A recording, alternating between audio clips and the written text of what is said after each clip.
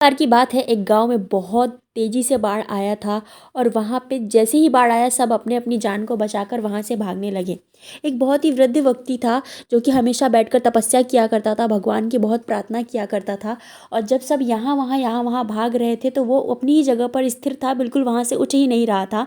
तब कई लोगों ने उससे कहा कि चलो चलो, बाढ़ आई है, अपनी जान को बचाओ। तब उसने ये जवाब दिया कि तुम भले चले जाओ पर मेरे परमेश्वर मुझे बचाने आएंगे। तब सब वहाँ से चले जाते हैं। उसके बाद पानी आधे तक के भर जाता है तो फिर उसके पास नाव आती है और उससे कहती है कि चलो चलो वरना आप डूब जाओगे। आखिर पानी आधा भर चुका है और गाँव पूरी तरीके से तहस नहस हो रहा है।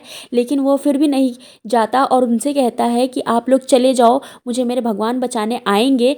उसके बाद वो लोग भी वहाँ से चले जाते हैं। अब पानी इतना ज़्यादा बढ़ चुका था कि उसके सर के ऊपर से जा रहा था, तो उसे पेड़ पर चढ़ना पड़ गया। और वो पेड़ पर चढ़ा हुआ था, वहाँ से हेलीकॉप्टर जा रहा था जो लोगों की बचाव करके लोगों को वहाँ से ले जा रहा था।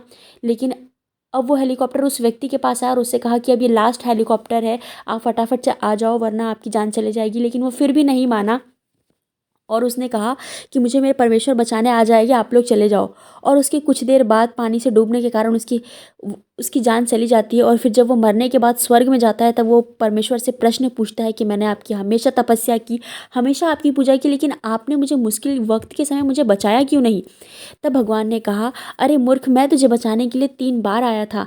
जो पहले व्यक्ति पैदल चलकर तुम्हारे पास आए थे वह मैं ही था। उसके बाद जब तुम्हारे पास नाव तुम्हें बचाने आई थी तब वह मैं ही था। तब हेलीकॉप्टर से जब तुम्हें बचाने आए थे वह मैं ही था, लेकिन हर बार तुमने मना कर दिया।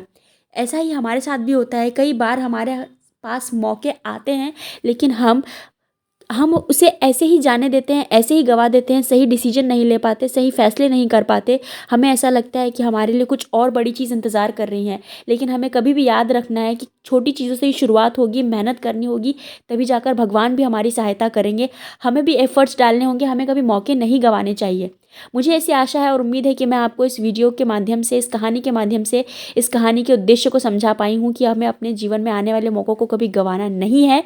और अगर आपको वीडियो अच्छी लगी हो तो लाइक, शेयर और सब्सक्राइब ज़रूर करें। मिलते हैं अगली स्टोरी के साथ, तब तक के लिए बहुत बहुत शुक्रिया।